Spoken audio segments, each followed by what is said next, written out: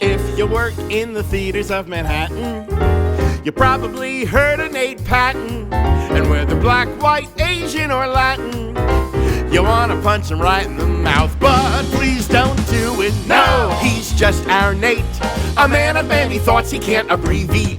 But if you like a gay, misanthropic, self-hating Jew, then Patten Disregard is just the show for you.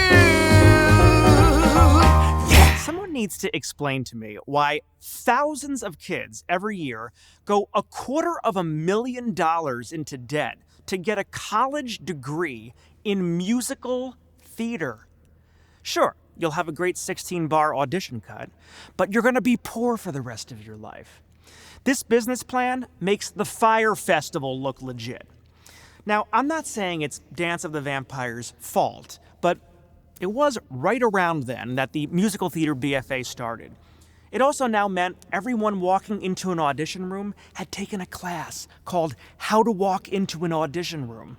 In the 1970s, people learned how to audition by dropping acid and having an orgy with Bob Fosse. There are 5 schools in Wyoming alone where you can get a degree in musical theater. Let's just say the guys from Brokeback Mountain aren't the only ones in Wyoming getting fucked. But now, it seems if you don't have one of these magic degrees, it can be next to impossible to break into the scene. This point of entry is making our industry more elite than a Kardashian pool party. And by the way, almost none of these programs give scholarships, because only like 0.00003% of graduates ever even make a penny doing theater.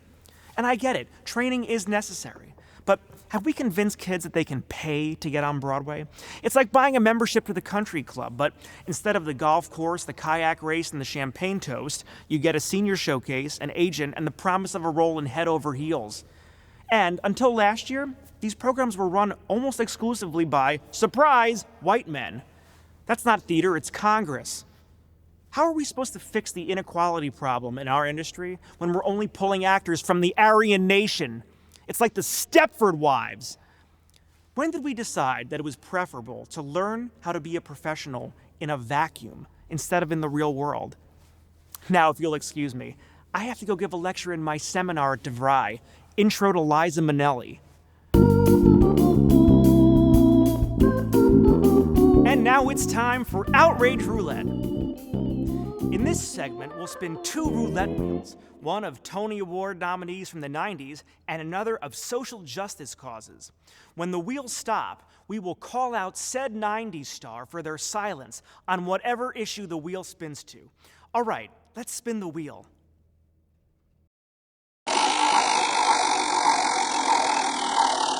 Chuck Cooper, please explain your silence on the defunding of after-school programs in Laos. Hey, Chuck, think of those poor kids in Laos who have to go home after school without a clarinet lesson.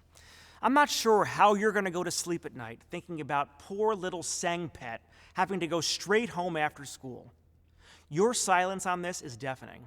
If you know Chuck Cooper, please tell him that further silence will be understood to be a direct repudiation of the after-school programs in Laos. We are back with actress turned therapist Lisa Gajda, who at the end of the last interview, if you recall, tried to kiss me. So we got past that awkwardness and here we are. Into HR. Yes. Lawyers involved. Yes. Welcome back. Thank you.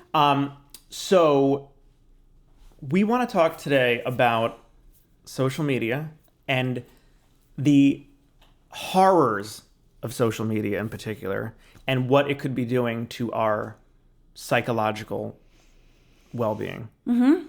None of which can be good.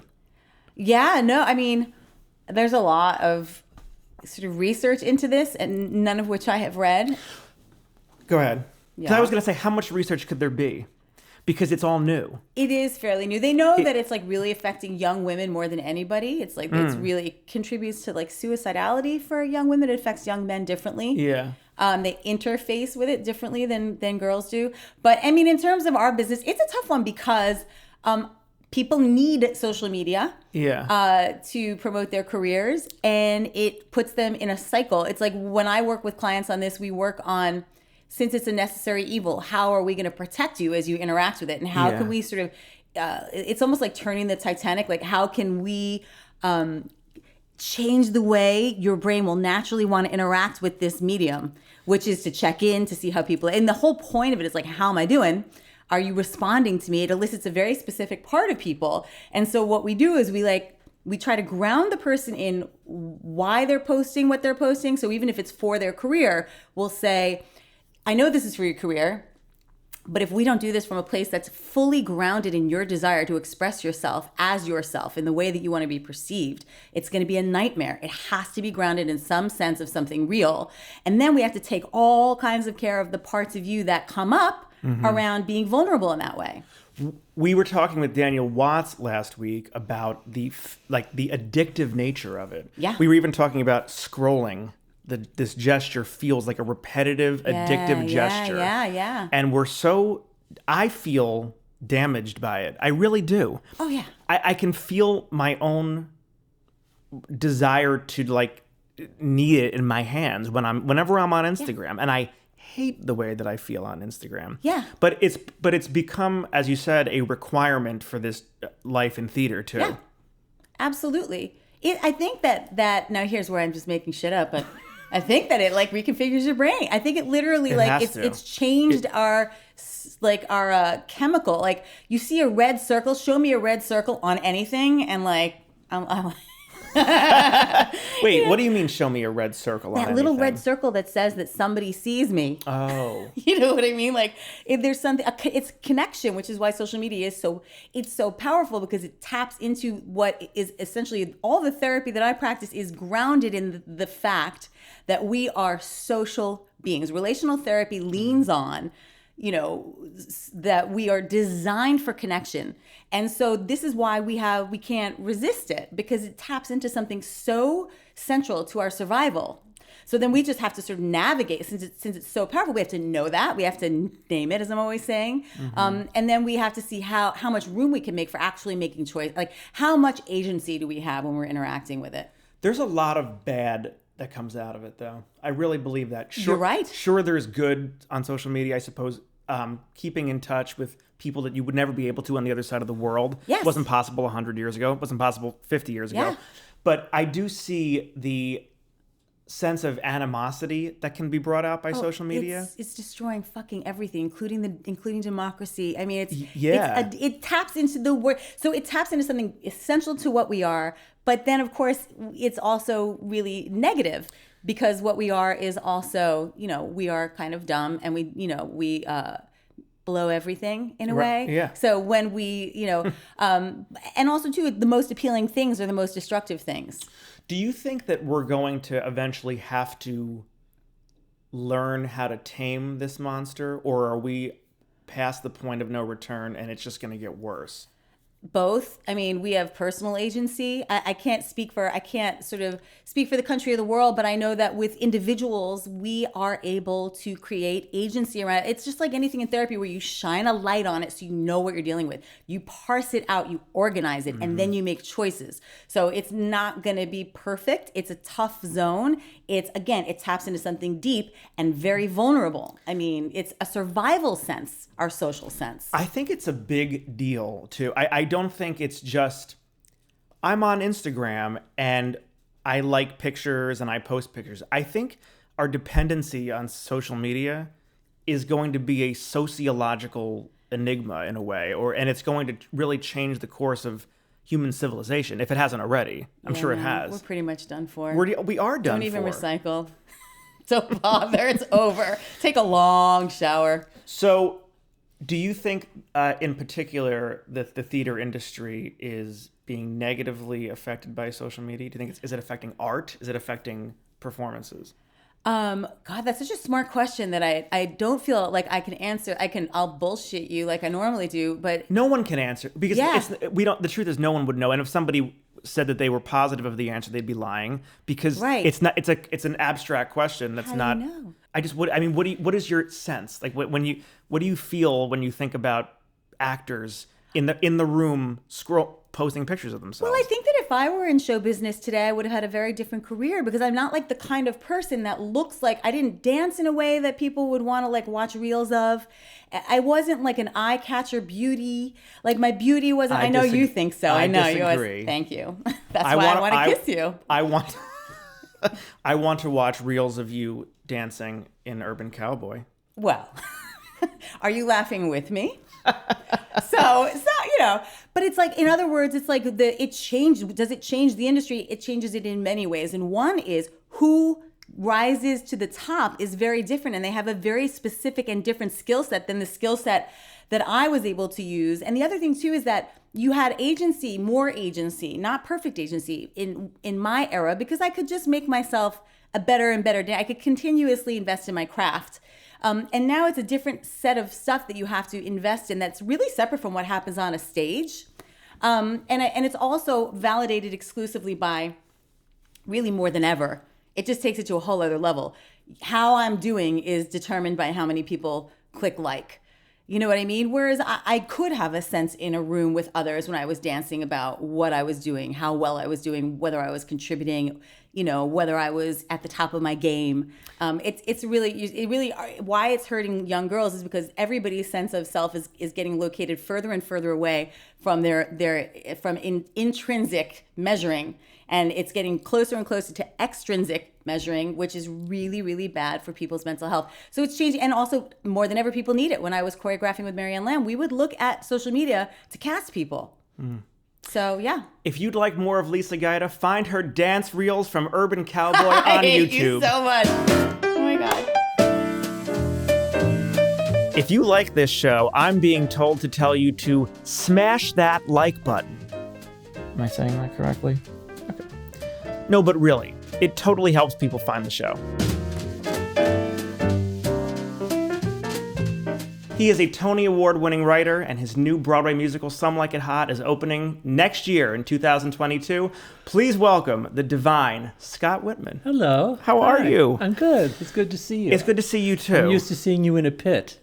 That's how people prefer it, frankly. An open one. We have not had I think you're a real comedian. You're our first person on here who's like really genuinely already cracking me up on here. So no way, you had Lisa Gajda. That's nothing better than that. That's true. That's true. I used to write fan letters to her feet. She was in a Catch Me If You Can. Yeah, who wouldn't write fan letters? And her legs, she's stunning. So you are, you know, as you need no introduction, you're an award-winning lyricist. I think in your DNA that you are a director just to the core, even though you've worked in a lot of other facets in the industry. Am I wrong about that? Yeah, I mean, I've done a lot of that. No, I know. You know, cabaret, all of it, yeah. Right. So yes, I do. When we do write together, I do, because Mark and I do the lyrics together, and sure. So I do tend to look at them as a, you know, in a directorial way. Yeah, I remember sitting in tech with you once when you were the lyricist, and you just saying out loud to yourself, not to anyone, just like, her wig looks weird. Yeah. I think even not where's the scenery or anything of those things. No, I think it was everything. But I think that my point is that you, even when you're functioning as a lyricist, have your eye on the whole thing. Yeah, I think doesn't everybody in the No. I don't think I've worked with other lyricists that don't care. Yes, but also that don't necessarily have the real critical eye to know if the lighting is wrong. Well, maybe that's true. Maybe that's true, but they may care, but they may not have the critical talent to know whether or not it's actually good. I want names. Mark Shaman is just a disaster. No, because Mark doesn't think. You'll only know, like, I don't like that wig. Sure, but not a note to fix it. Maybe that's why. For sure. Yeah. How do you balance, you know, you've worked as a lyricist with some other really great directors like yourself. How do you balance the relationship as a director yourself working with other good directors? Well, or have you not? Well, Jack O'Brien used to call me Paw because I used to every now and then I'd always go knock, hey, Right. it doesn't seem right, or Right. something. So, but I think I haven't worked with a lot of directors. Do you know what I mean? So Jack has done 2 of those Right. shows. Well, I guess I have worked with a lot of directors. I don't know what I'm talking about. Rob Marshall. Jack's done 3. 3, yeah. Yeah, right. So Sam Mendes, yeah. So if I usually listen and then And you've directed the rest yourself. yeah. Do you feel at home in the director's seat? I do. I had a great time. I did Marty Short's show, Yeah. and that was fun. Yeah. So I had a really good time doing that. I mean, we were on the road a really long time, but we had fun. So your career, if I'm not wrong, started in the Village. Way down, yeah. That trajectory doesn't happen anymore that I have ever seen in my generation. I don't know anyone that just started directing things at a nightclub and then made their way to Broadway. Well, what happened was the Broadway was like all about Andrew Lloyd Webber. Then it was all the Brits, all those big Brit musicals. It was the 80s? And Yeah. yeah. And so we didn't fit in there, and we didn't fit in rock and roll. So we were too theatery for rock and roll and too rock and roll for theater. So we found this place that was like a hole with like a basement of a Polish church on St. Mark's Place. It was called Club 57, and it was run by Keith Haring and Kenny Scharf, and it was just really a clubhouse. You paid $5 and you became a member, and you could do whatever you wanted. And so one night Keith would have an art show, and then the next night a woman named Ann Magnuson, she would do something. And then I said, why don't we do a show here? So I did the Trojan Women, and then that became very popular, and like, one week the audience would be all junkies, and then the next week Mike Nichols was there. And then Alan Carr wanted to move it to Vegas. It was really a crazy kind of trajectory from there. But then we said, let's write a musical. So I said, I'd like to do How Barbie Met Ken. So we wrote a beach musical called Livin' Dolls. And Mark... You and Mark wrote Mark it, and yeah. I did, yeah. And then we did it there. And then Mark was working at the Public Theater on a show called Gallery that Richard Maltby was directing. Right. And so he came to see it, and he said, why don't you do this at the Manhattan Theater Club? So went from that to that. Of course, then nothing happened to it after that because Mattel wouldn't let us use the name Barbie. They called 40 years later and said it was would you be interested in doing it now? I felt like Norma Desmond. I waited 40 years for this call. Oh my God. I mean, so how did you make the transition from a relatively small hole in the wall, as you say, to doing such big projects? What is that? Well, it didn't happen quite. Like there's the lost years. Right. So I went, the AIDS came. I started doing bigger shows in bigger places. Without Right. Mark, I would do these huge productions that had maybe 200, 300 people in them. And Jerry Mitchell, right? Jerry Mitchell was in one. I did the Bible. I said, let's do the Bible. I did it at the Palladium. It was called Pagan Place. Right. And he was in that. And that had over 250 people in it. I used to pay everyone in drink tickets. So that was, and so I did a lot of those, and I could actually made a living off of that. Meanwhile, Mark's career in the movies had taken off, so Right. he was in LA. So I ended up in LA for about 10 years, where I learned how to drink and drive, and that was good. And then we sort of waited, and I tried to do theater in LA, which is a disaster because it's. Doesn't exist, really. No, I did a production of Eating Raoul, the musical there, and I remember opening night, one of the leads said, I just got 2 lines on Married with Children, I can't do the show. So I said, I'm not doing this ever again. So then I went, then Mark did South Park with Matt and Trey, and so they. Margot Lyon had heard about it. I doubt she ever saw South Park, but everyone kept saying, he's the guy who should write Hairspray. Right. And then he said, I want to do it with Scott. So we wrote like 5 songs on spec. Right. So Hairspray was your Broadway debut, which Yes. I know that intrinsically, but I always forget that because it's quite a debut to have, especially with a movie studio producing behind it.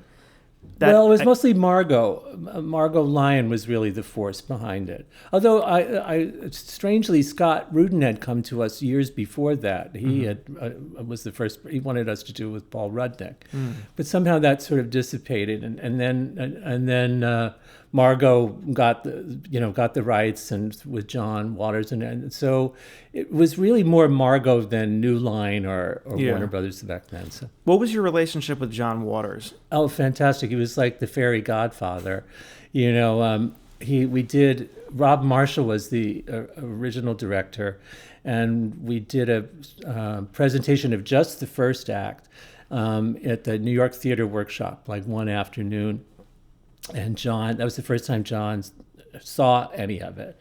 And I knew it was good because he cried, and to make John Waters cry, Right. I thought was a major accomplishment. Yeah, it is. So and then and everyone was very enthused by that afternoon, and it was actually a majority of the cast that ended up doing it.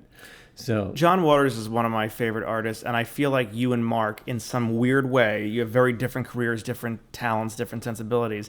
There is a similar kind of trajectory in some way to the John Waters, which is starting in these hole-in-the-wall kinds of places and then having your career expand. Like, John Waters went from Pink Flamingos, which was like, God knows what the budget was on that, but then producing major films with million-dollar budgets, too.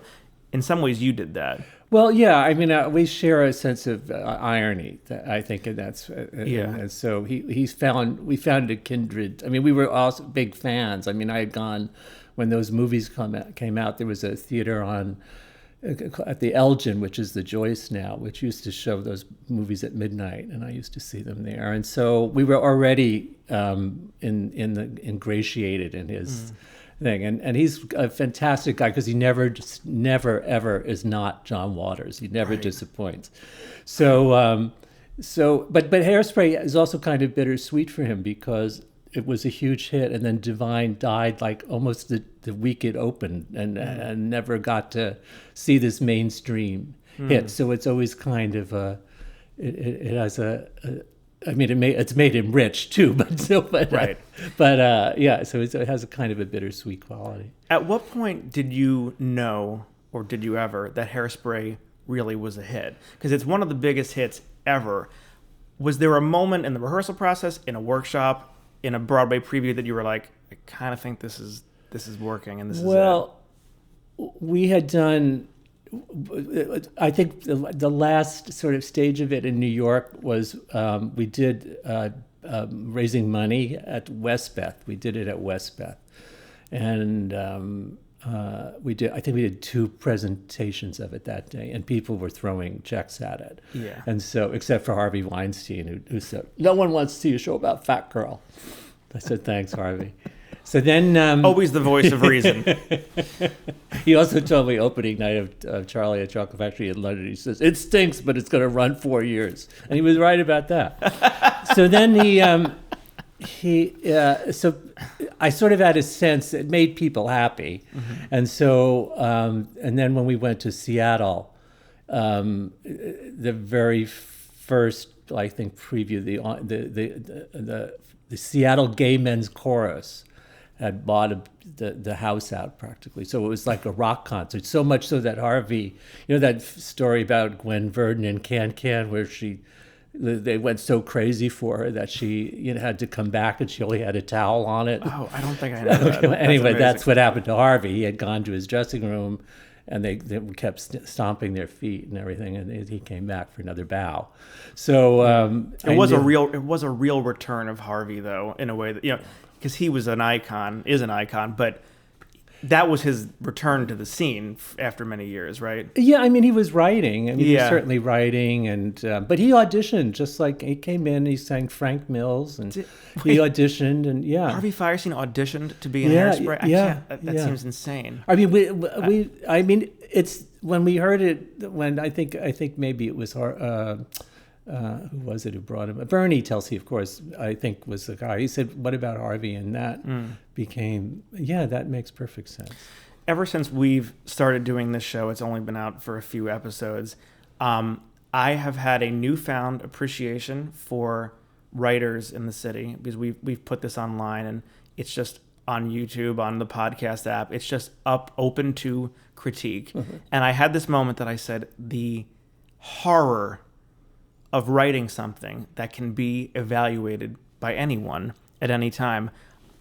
I think I always knew that, but somehow doing it myself, the level of respect I have for you or any composer or any writer that just subjects themselves to public opinion by putting something By on public, Broadway. do you mean like the chat world and stuff like that? I just mean both. I don't read those. So No, I don't- mean yes, but I also mean like you open shows on Broadway and one night all the critics come and just write whatever they want. Like I realize how overwhelming that could be. And does it feel overwhelming to you, or do you not give a fuck? No, I sort of don't anymore. You know what? Like It's when amazing. I think when Pasek and when Paul did the Evan Hansen movie came out, I said, "Welcome to the club." I don't. I just don't feel like it's like I don't really care anymore because the quality. I mean, I would if Frank Rich had said something terrible about me. I might have. Right. But the quality of writing is so abysmal that you kind of don't. Sometimes it's not even in a complete sentence. So It's a good point. Like also now the chat boards too. It's who the hell are these people? They're random idiots that know nothing, have no experience and no talent, and yet somehow their opinion can matter, which I think is also scary. It doesn't matter. I think it matters to producers because they read them. So they act like they get notes from them, and they're saying, but it's really Dolly Pop or whatever their names are. Right, Alphabet Girl. Yeah. Right. It's it is a really dangerous road to go down when we start letting the Twitter mob have a voice of reason in what is produced and what's not produced, because sometimes the loudest voices are not the most intelligent, and they're also not the majority. No. I mean, I think the probably the scariest experience was Catch Me If You Can, and because it had gone through there was even a murder, so it was such a harrowing time, and the New York Times had sent somebody out to do an article on it, and it was under the guise that it was allegedly about taking something from film to stage, Right. but it really was about like what a mess our process was at that time. And, so yeah. I've been very wary of all that stuff since then. Yeah. So But I'm glad you can tune it out. Jack O'Brien once said to me, there's times in my life when I've been wildly praised for something I thought was only okay, and there were times that I got panned for what I thought was the greatest thing I'd ever done. And he said it took until he was in his 70s to just be like, I just don't care anymore. I mean, that's very Jack. Yeah. But yeah, I mean, what does it even matter so much anymore? I mean, we talked about Dana H, how fabulous that is. Brilliant, yeah. And it's closing, and it got raves. So I don't know what, I really don't know what catches the imagination. I mean, that's why we always have chosen, for better or worse, sort of big, iconic projects like Charlie and the Chocolate Factory or Mary Poppins and things like that. Right. So sometimes I think we might have a bigger target on our backs. Yeah. Because people will always be disappointed. So You mentioned Frank Rich. We don't have a critic, with all due respect to them, like Frank Rich today. I went back and read a lot of his old reviews. And his book is the book of the collection. Hot Seat, right? Right. It's the way that he's able to articulate when something doesn't work or why he thinks it doesn't. No one's really critiquing like that today. No, and he also he has the best show on television. It's Succession. Is Totally. Yeah. Yes, So- and Veep, I think, is also his too. Like, I think his sense of taste is impeccable. I think anyone that has that level of taste is you writing or directing or doing it themselves. Oh, you're so kind. Yeah, it's true. You should have seen some of the porno work I did. I don't think you'd be there.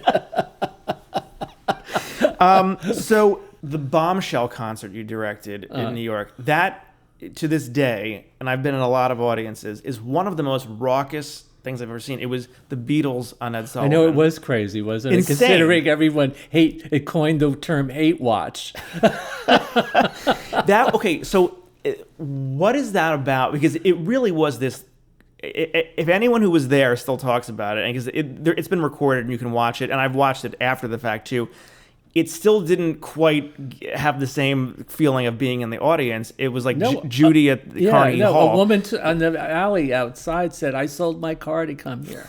So I have no idea, because no one was watching the television show except to hate it to death.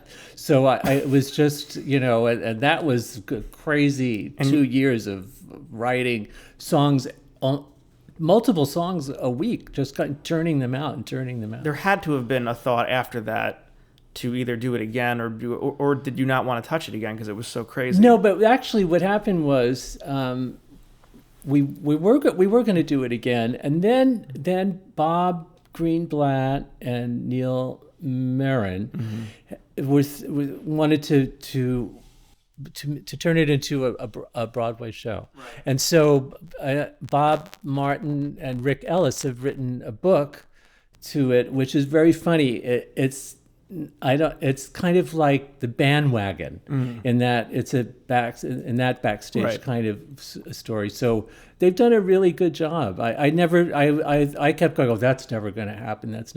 But after many drafts, it seems like, this is actually something that could work. Musically, I would imagine doing it all in one night is hard if you were to sustain it, because those two girls in that concert, Megan and Kat McPhee, God love them. Right. That was quite a night. This is kind of divvied up in a different way, but it's clever. It's really clever, I thought, what they did. So what the hell is happening in our industry right now? It feels like You're trying to get me canceled? No, I'm not any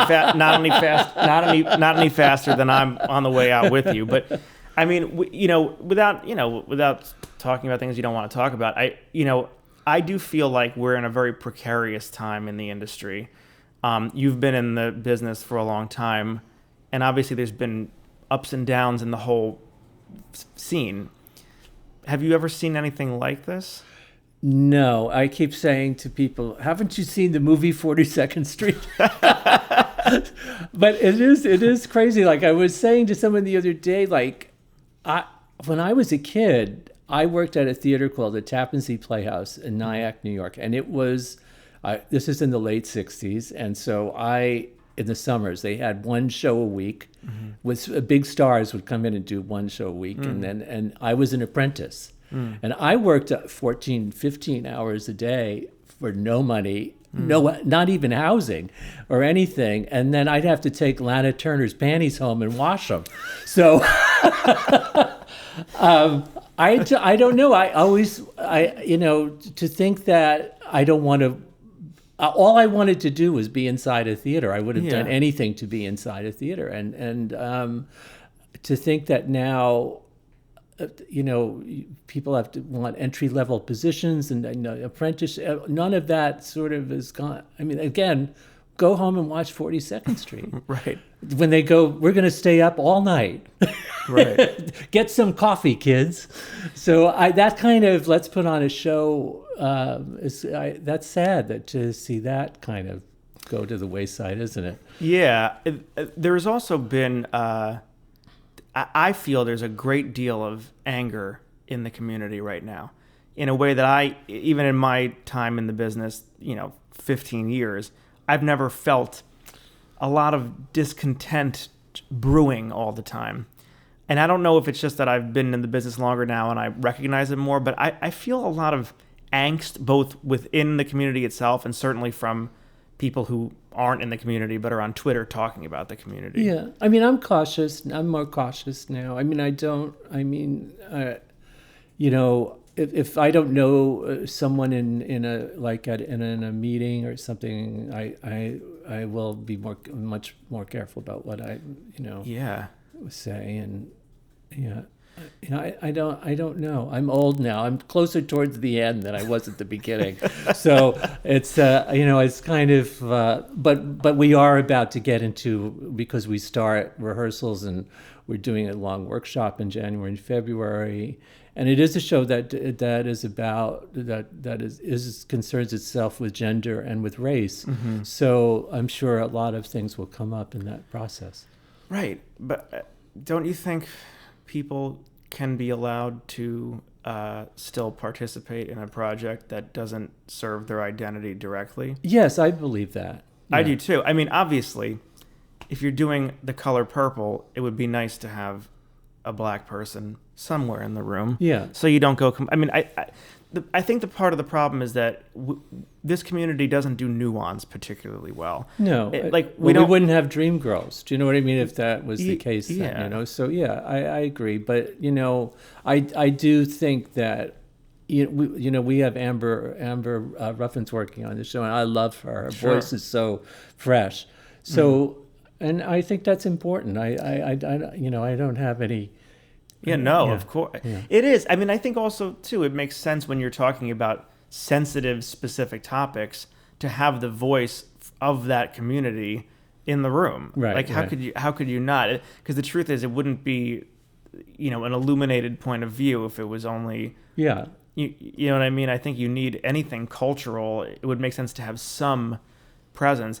I hear things, there's a thing called a New Deal for Broadway, which is exactly. Is my name on it? It's like and do I get anything for it? But it was a bunch of Broadway theater owners and like people in the community, the Broadway League. They came out with a list of not demands, but like provisions they want to make, and one of them, just to name one, was that they want to forego an all-white creative theme. There can never be an all-white creative theme. My thought is certainly well-intentioned, that the intent behind it is to create a sense of diversity and to give underrepresented people a point of view, which theater has always wanted to do and should do. Uh-huh. I just feel like we don't do nuance in this community. It's like only way it's all or nothing. Yeah.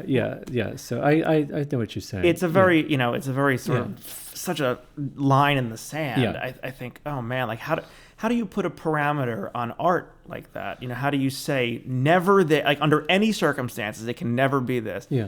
We can't function as artists like that, even though it's like working in handcuffs. And also what happens too now is that people will be less. I've always thought even if you go back to old Hollywood, not saying that was the ideal, but combative situations sometimes bring the best solutions, and Yeah. So I don't know, if you can't yell about something, it's like working in handcuffs, I guess. Going back to what I said about 42nd Street and stuff, and I think that some of my favorite times in the rehearsal process have been the 10 out of 12s or the tech period, because you end up sort of sitting in a corner with someone and talking, and I find the camaraderie of that situation life affirming in a way, and I 10 out of 12s, I don't know how you get a show on without really doing that. It'll be interesting to see how that comes about. Or the 5-day rehearsal week, which is, if I'm in Cleveland and I have 2 days off, I'll go crazy. But you know what I mean? So it's not like I think the company, I love 10 out of 12s personally. I think that the company bonds during the 10 out of 12. Yeah. That's when everyone gels. It's also, I've seen really good ideas come out at 11:30 p.m. All of a sudden, you've been there all day, somebody says something, you're like, oh, that's actually great. In some ways, to try to put a squash on that feels like you could be... I mean, I think I was in 10 out of 12s maybe for a month in London, in Charlie and the Chocolate Factory. We actually left and came back 5 days later, and they were still in the same scene. So... And I remember, you just sort of end up in a corner with a bunch of Oompa Loompas laughing, and Haven't we all? So I don't know. I liked that. I enjoyed that experience, Yeah. but that comes from literally when I was an apprentice, and I would be painting scenery and washing Lana Turner's panties. I mean, it's just like that was what I did. That was to be in the room. Yeah. So I think in this, to go back to what you said about just the whole feeling of putting on a show and getting together, I think I worry that we're losing that sense of community right now. It might, but pendulums go that way, and they'll sometimes go the other way, and they will find the middle. I'm grateful that in a way that, bringing Amber into Some Like It Hot, I think is really helping the show. And Matthew Lopez is the other book writer, his view. So, for me to try to write that sugar character at this time of that we're in is not as, I don't have her instincts and Matthew's instincts are much stronger for that. Yeah. So I sort of welcome that, the inclusiveness of that. Is there anything that you haven't done in show business that you'd like to do? Porn. Did I mention porn? That's not sarcasm either. I'm really asking. No, I'm almost done. And have you ever been scared, Scott? Every day of my life. Have you ever had a moment in your Broadway career that scared you or risked? Yes, every time you sit down to write something is terrifying. And for days, the paper will stare at you. I'm lucky that I have a partner I do it with. So there's the two of you are both frightened. So, but even like a couple of weeks ago when we were writing something that we had some assignment and I was sitting there, and it's still terrifying every time I try to put a pen to paper. No matter how old you get or how many songs you've written. Do you ever have to just leave it and say, not happening today, and go out to dinner? No, or what we try to do yourself? is get anything, even if and it usually stinks the first day, and then come back to it the next day, because maybe there's one word on that from the day before that can lead to another word the next day. And so, and I think it was hardest during Smash because there was a clock on it, but no, we used to sing a song when we sat down to called "Paralyzed with Fear," and that until it just takes takes a while. But I think Betty Comden and Adolph Green used to say, just get something down on paper, no matter what it is, every day. Do you need a deadline? I'm better with a deadline. Yeah. You are. Mark has said he needs a deadline. Yeah. He doesn't. I think if he has an open-ended, it can write a song whenever. He said that's hard for him. He said he needs someone to say, "Can you do it by Friday?" Yeah. Well, that's all from movie scoring. I mean, that's only because he's the last component in that thing. So that's always the race to finish it. So, I mean, he was always on deadlines, and tight ones too. I've been very fortunate to have worked with some great people. Most of them are dead. And I don't mean to laugh wish about they that. were. No, I mean Mark O'Donnell, Tom Meehan, the great Terrence McNally. I mean, a musical is like the hardest thing on earth to do, and it's great when everybody sees the same thing and that it all clicks, but when you don't, it doesn't. And so some of them have been scrappy, and we had a great time with Rob Marshall on the movie. I mean, it's got to be so hard, I think, doing a musical too, about collaborating with so many people. It's one thing if you're just going to sit down and I'm going to write something and it's done. To have to weigh the opinions of like almost a jury, it's got to be tough. Well, yeah, and again, that goes back to you have to be willing to fight a little bit, and if you're afraid of that, that you're in trouble. I've loved watching you and Mark argue over actors in an audition room. Yeah. Because it's two opinions I fully respect. You're both totally know what you're talking about, but you didn't agree. No, it was an amazing. I always like the actor. He wants the singer.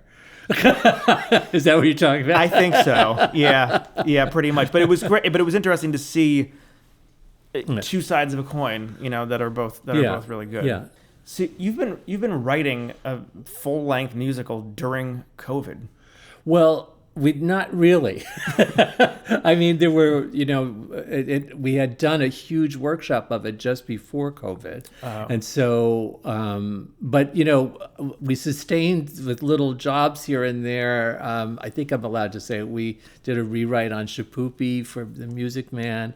There's another little thing that's coming up next month. And then I've been acting. They wrote me a small part on Sex and the City and Just Like That. So I did that. And what else? It was hard. I did spend about 3 months. I bought the Ingmar Bergman box set, which I tell you is like this thick. Yeah, right. And I probably bought a bottle of Aquavit, and I watched all of them. So because I had only seen a few of them in my life, so that was a big project. Wow. So I did things like that. Did you take anything from it? I was sad.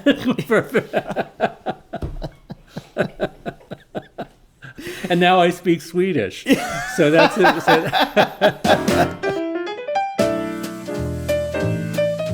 In all seriousness, if you like the show, please give us a 5-star review on iTunes and like and subscribe on YouTube. It really helps people find the show. And plus, my therapist says this is the only chance of anyone ever loving me.